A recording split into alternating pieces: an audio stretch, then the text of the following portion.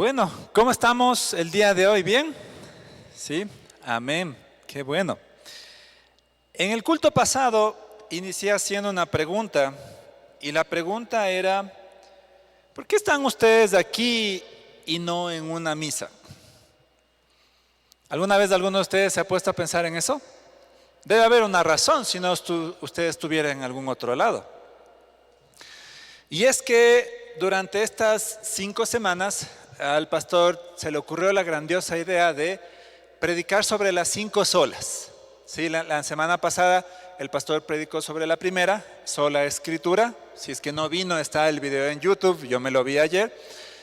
Y el día de hoy vamos a hablar sobre solo Cristo. Ahora usted dirá, bueno, ¿qué es esto de las 5 solas y por qué estamos celebrando este mes algo relacionado a eso? El 31, ¿qué celebramos el 31? Halloween, dice acá. No. ¿Qué celebramos el 31? El mes de la Reforma.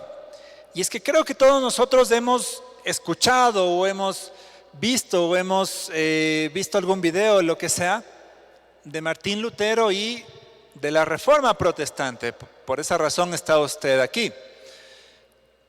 Pero antes de ir a eso, me gustaría tomar unos pasos atrás y darles un poco del contexto de por qué Lutero hizo lo que hizo. Y es que recordemos que para la Iglesia Católica, esto viene de hace muchos años y toda la tradición que ellos mantuvieron, Lutero fue viendo que se perdieron cosas a través de los años. Y lamentablemente nuestros hermanos católicos, y voy a decir nuestros hermanos católicos porque tenemos hermanos allá. Sí, hay católicos que necesitan conocer de Cristo, pero también hay evangélicos que necesitan conocer de Cristo, nunca olvidemos eso. Ahora, vamos a irnos 500 años antes de la Reforma Protestante y vamos a irnos al 1095. En el 1095 ocurrió algo que todos conocemos como las cruzadas. El Papa Urbano II vio que el Islam estaba proliferando grandemente y habían logrado ya conquistar varias ciudades, entre ellas Jerusalén. Y el problema del Islam es que tiene una tradición de generar mucha violencia a donde va. Recuerden que en sus inicios, cuando el supuesto profeta Muhammad salió y volvió con la revelación, él vuelve a la Meca con un ejército. No vino trayendo paz, no vino trayendo un discurso de amor, él vino con un ejército y la conquistó, y a través de esa conquista es que él expande todo lo que supuestamente le habló a Alá. Ahora, el problema es que esto se estaba expandiendo y muchas ciudades cristianas estaban siendo masacradas a manos de los musulmanes. El Papa Urbano ve esto y dice, tengo que hacer algo. Y digamos que en ese tengo que hacer algo empezó con la motivación correcta, pero lamentablemente luego las cruzadas también se convirtieron en una masacre de cristianos hacia otros pueblos. Pero sus inicios, digamos que el Papa Urbano quiso hacer algo bueno, sacar un ejército y empezar a votar a los musulmanes de donde ellos estaban. Era la única forma, no había ONU, no había nada más, no había otra forma, por así decirlo. Ahora, algo que él hace para que la gente se empiece a enlistar en el ejército es que él promete las indulgencias plenarias a quienes fueran a luchar y a morir por la Iglesia Católica. Ahora, ¿qué es esto de las indulgencias plenarias? Para los católicos existen 2 tipos de penas. La primera pena es una pena eterna, que digamos que esto es algo que nosotros compartimos con ellos porque, ¿qué nos dice Romanos? Que la paga del pecado es la muerte. Esa es una pena eterna, una pena que Cristo viene luego a reponer, a pagar por ella. Hasta ahí digamos que manejamos el mismo concepto. Pero hay un segundo concepto que nosotros no compartimos, que es la pena temporal. Para los católicos, una vez que nuestro pecado y el pecado original es perdonado, y para ellos esto se hace a través del bautismo, por eso es que ellos bautizan a los bebés, Este tipo de pagos solo paga la pena eterna, pero no la temporal. Para pagar la temporal, los católicos creen que deben hacer buenas obras, es decir, ayunar, orar, dar limosna, etcétera, etcétera. Esa es una forma que uno paga la pena temporal, y si uno no logra pagar esta pena temporal en vida, ahí es donde uno se va al purgatorio, a pagar por estas penas. Entonces, creo que son conceptos que todos hemos escuchado, pero es bueno entender en qué no estamos de acuerdo, obviamente. Y el Papa lo que hace es, dice a todos los que se vayan a pelear, yo les voy a dar un papelito en donde yo les perdono estas penas temporales, y ustedes ya no van a tener que hacer buenas obras, ya no van a tener que hacer nada, y tampoco se van a ir al purgatorio. Entonces, era una manera muy emotiva de manipular a la gente, y qué chévere, ¿no? O sea, antes yo tenía ese miedo de, si es que no logro cumplir con la cuota de buenas obras de aquí, por lo menos me voy al purgatorio y las pago. Pero el Papa les da un papelito que decía que no. Ahí es donde empieza un poco el declive de la Iglesia Católica, en este punto, obviamente. Ahora, muchos años después, otros papas cogieron esto y lamentablemente hicieron negocio de esto. El Papa Julio, en el 1507, empieza a vender indulgencias, y con la venta de esas indulgencias construye la Basílica de San Pedro en Roma. ¿Alguna vez han visto cómo es la Basílica de San Pedro en Roma? Es una iglesia enorme. El Papa construyó esto a base de las ventas de indulgencias. Y unos años más tarde, un poco antes de Lutero, el Papa Sexto lo que hace es, dice, ok, ya las indulgencias no solo van a aplicar para ti que estás vivo, sino que vas a poder pagar por la gente que está muerta. Es decir, la gente compraba las indulgencias y decía, yo quiero que esta indulgencia aplique para mi papá, porque estoy seguro que él está en el purgatorio porque él se murió siendo un mal esposo, yo qué sé. O golpeaba mucho a mi mamá y en el purgatorio estoy seguro que ahí está pagando por eso, yo quiero sacarlo de ahí. Entonces, estos papas empezaron a lucrar de esto hasta que llega uno en especial, el Papa León, en el 1513. Este papa, en conjunto con otros arzobispos, empiezan a vender las indulgencias, pero ya no era simplemente vendamos para construir algo, sino empezó a meter a más gente en el negocio y les decía, mira, tú vende, ayúdame a vender esto, y una parte me das a mí y otra parte te la quedas tú. Y ahí es donde aparece un hombre al cual Lutero conocía, que se llamaba Johann Tetzel. Tetzel era un dominico alemán encargado de predicar y de vender las indulgencias, y a él se le ascribe una de las frases más populares de la época. Él decía lo siguiente: tan pronto una moneda suena en el cofre, un alma salta en el purgatorio. Él se había inventado esta frase y empezó a replicarla, y así vendían las indulgencias. Decía, tan pronto como tú pones una moneda en mi cofre, el alma de la persona que tú quieras va a saltar del purgatorio y va a salir de ahí. Entonces, Lutero vio todo esto y en 1517 decide hacer algo. Para la época ya Lutero era doctor en teología de la Universidad de Wittenberg. No era cualquier persona, era una persona ya estudiada, tenía un rango muy respetable dentro de la iglesia y también dentro de la universidad. Entonces, Lutero ve todas estas cosas y empieza a darse cuenta que la gente estaba alejándose de Cristo. Empieza a ver que la gente iba a la iglesia por pedir favores. Empieza a ver que la gente daba dinero a la iglesia para que ésta supuestamente les perdone estas penas temporales. Y Lutero, muy sabiamente, escribe sus 95 tesis, que les invito a todos que hoy puedan ir y leer, están en el internet. No son 95 ensayos, son simplemente 95 frases que Lutero escribió, y con eso lo que él quería hacer era llevar a un debate. Es decir, él cogió las 95 tesis, fue a la puerta de la universidad en Wittenberg y las pegó.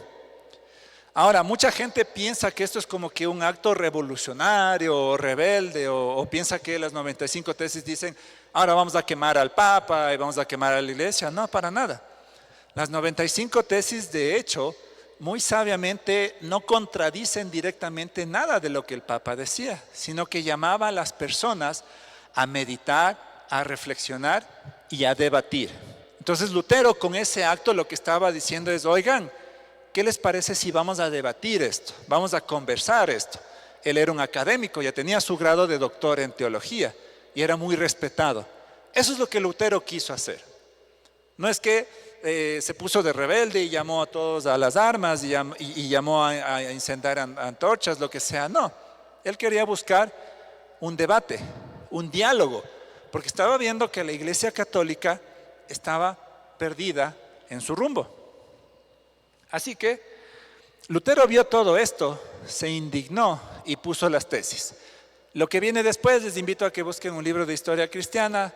Obviamente la Iglesia Católica respondió mal, tomó a Lutero como un rebelde, como un hereje. Ni siquiera se dignaron en responder al debate académico que él había planteado, sino que reaccionaron de la peor forma posible, diría yo.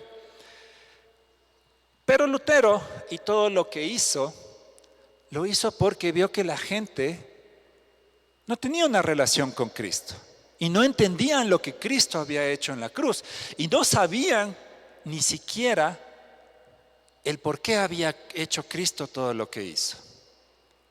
Ellos iban a la iglesia para comprar un papel que supuestamente les perdonaba cosas, pero no iban por Cristo. Ellos iban al Papa o a los obispos para poner unas moneditas en los cofres para librarse de algo que no tiene precio. Entonces Lutero vio todo esto y dijo, tengo que hacer algo. Y a partir de ese día tenemos la Reforma y el día de hoy nos toca hablar de uno de los puntos que es solo Cristo o solus Christus, como se dice en latín. Y para esto quiero que me acompañen a Juan capítulo 14, versículo 6. Todos los que tengan sus Biblias, nos vamos a Juan capítulo 14, versículo 6.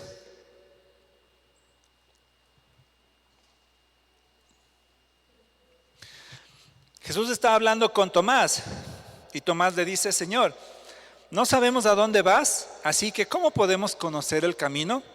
Y versículo 6, Jesús responde, yo soy el camino, la verdad y la vida. Le contestó, nadie llega al Padre sino por mí.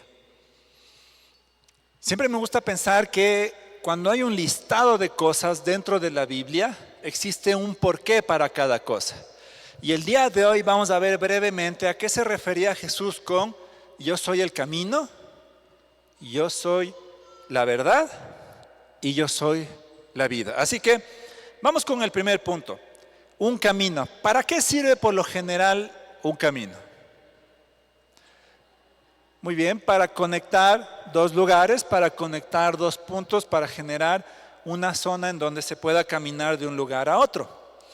Entonces Jesús está diciendo, yo soy el camino para ir de A a B. Ahora, ¿cuál es ese A y cuál es ese B?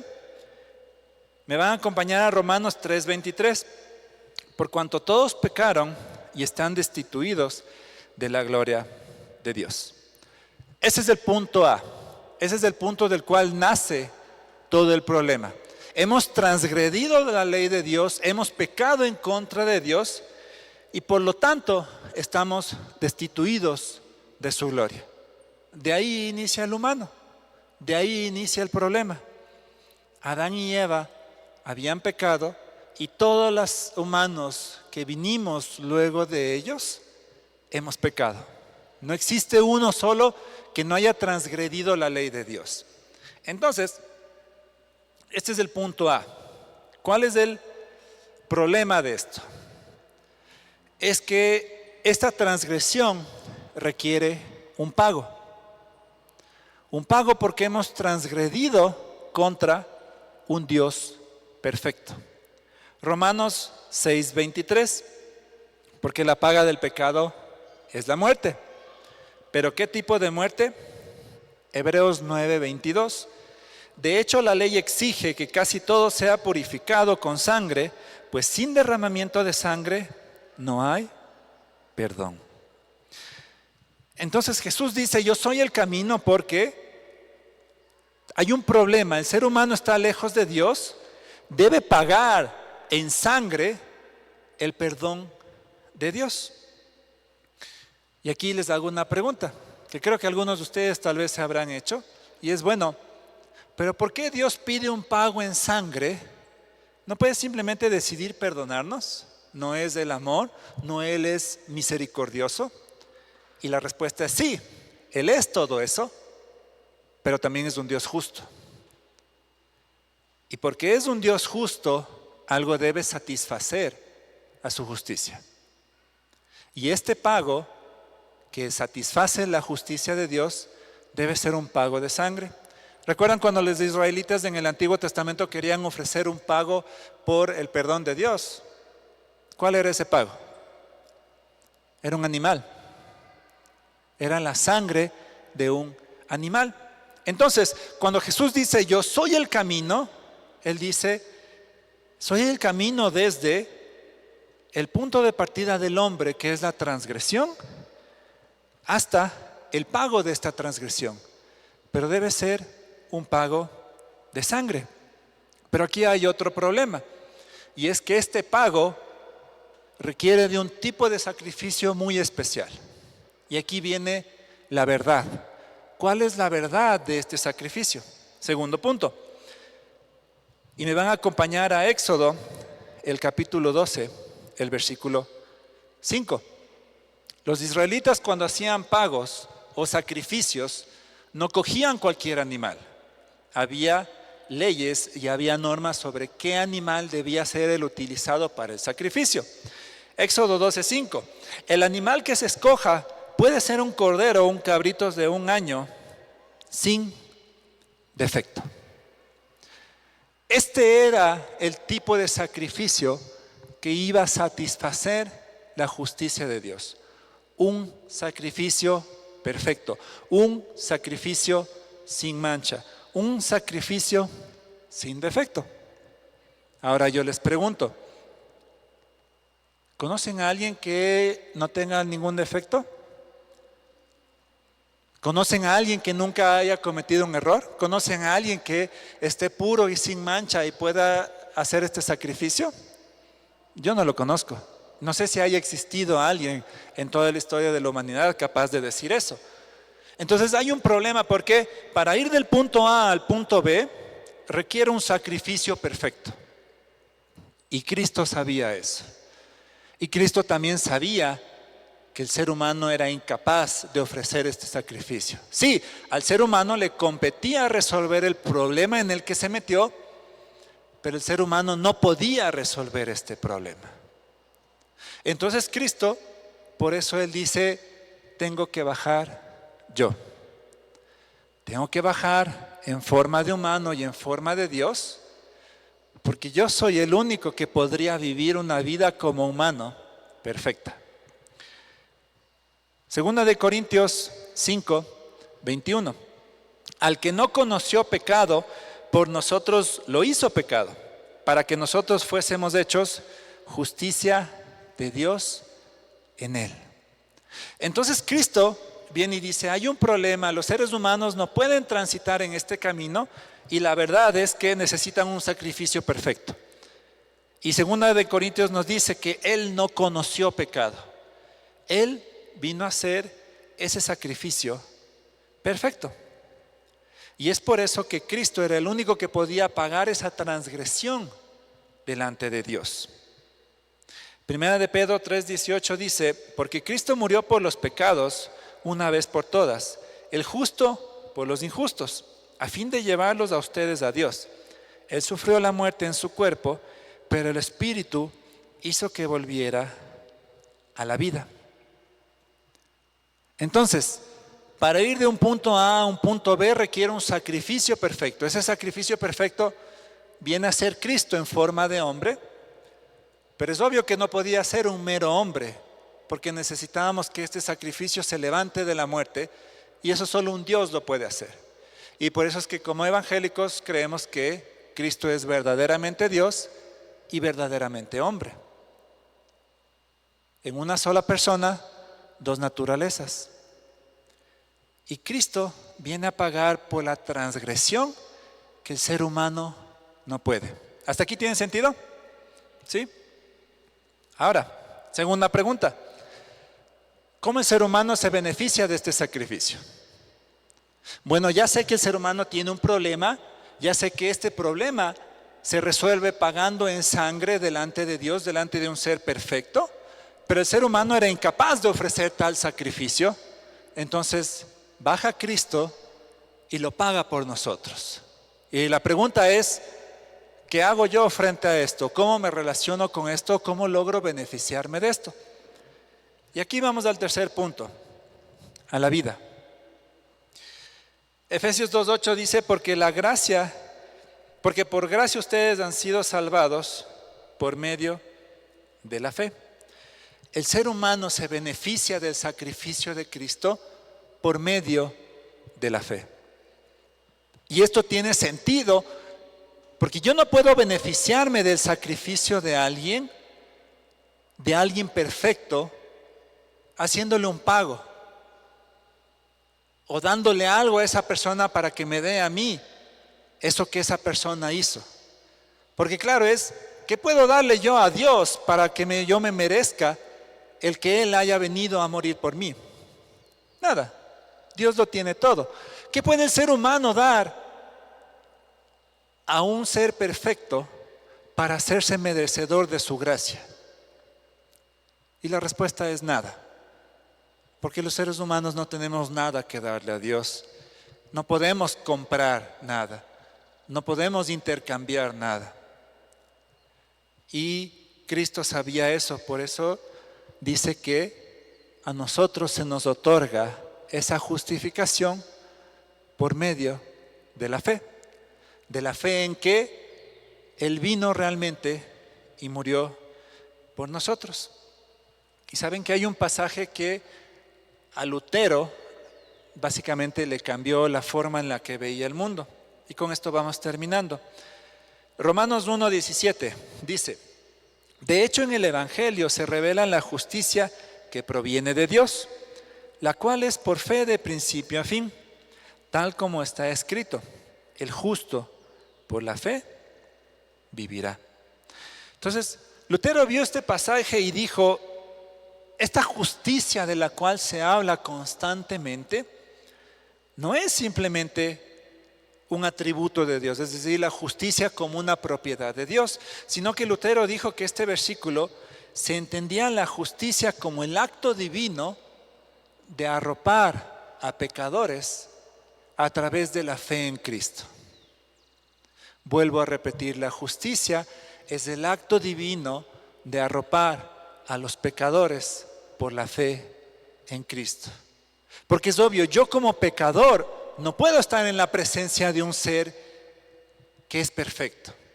Yo como una persona que he pecado, que me he manchado, que ya no soy el cordero sin mancha, no puedo ofrecerme como sacrificio para pagar por mis deudas. Y esto es lo que posiblemente los católicos no prestaron atención. Porque ellos decían, bueno, pero ¿cómo una persona que es errónea, que tiene llagas, que tiene heridas, que tiene manchas, se va a presentar delante de Dios? Es porque va a haber un purgatorio que antes los purifique. No. Es porque Cristo, a raíz de su vida, su muerte y su crucifixión, posibilitó el que yo, a través de la fe, me revista de su justicia. ¿Sí?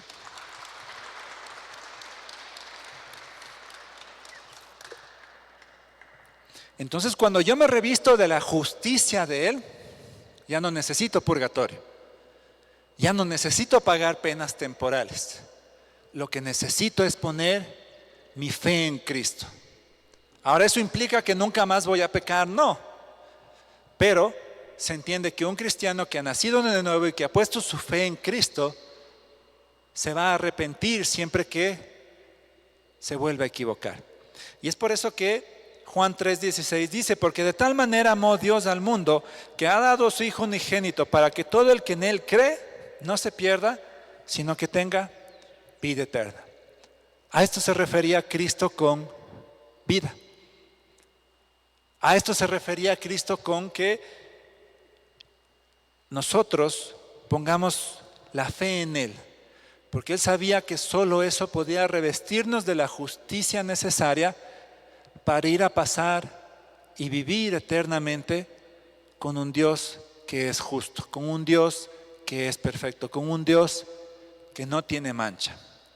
Pero eso requiere que le creamos a Él, que pongamos nuestra fe en Él. De todo esto nace la famosa oración de salvación que les deben haber enseñado a ustedes, de arrepentirnos de nuestros pecados, de reconocer a Cristo como Señor y Salvador y de creer que Él vino a morir por nosotros. Esa es la fe, esa es la oración de la salvación. Y todo lo que les acabo de decir es el porqué de esa salvación. Entonces, ¿a qué nos referimos con solus Christus? A tres cosas. Uno, que Él es el único camino. Que Él es el único camino entre un ser humano que ha pecado, está destituido de la gloria de Dios y que tiene que pagar un precio en sangre por volver a la relación con Él. Él también es la verdad.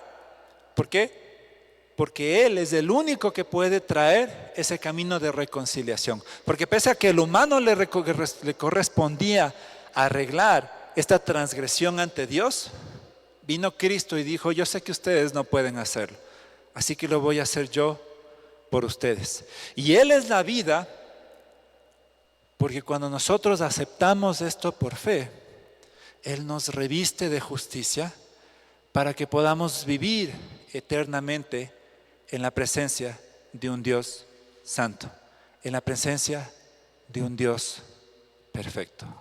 ¿Tiene esto sentido? Y voy a terminar haciendo una pregunta. Y posiblemente es la pregunta que se hizo Lutero y posiblemente es la razón por la cual él tuvo este acto de valentía. Y es, ¿qué está reemplazando a Cristo en sus vidas? Lutero se dio cuenta que estas indulgencias, estas normas, esta mala teología, estas malas prácticas estaban reemplazando a Cristo en la Iglesia Católica. Porque la idea de las misas ya no era adorar a Cristo, la idea de las ofrendas ya no era sembrar para luego cosechar. La idea era salvarme a mí, salvarme a mi familiar y no pasar yo por las cosas que tengo que pasar. Hoy por hoy, gracias a Dios, no tenemos indulgencias, bueno, por lo menos no en la iglesia evangélica, pero hay otras cosas que están tomando el lugar de Cristo. La pregunta es, ¿qué está tomando el lugar de Cristo en tu vida? ¿Qué está tomando y qué está reemplazando el puesto que le compete a Cristo en tu vida? Y con eso en mente, quiero pedirles que por favor se pongan de pie, porque vamos a tener un último tiempo de alabanza. Y quiero que mientras adoramos al Señor podamos meditar en esta pregunta. ¿Qué cosas están reemplazando a Cristo en mi vida?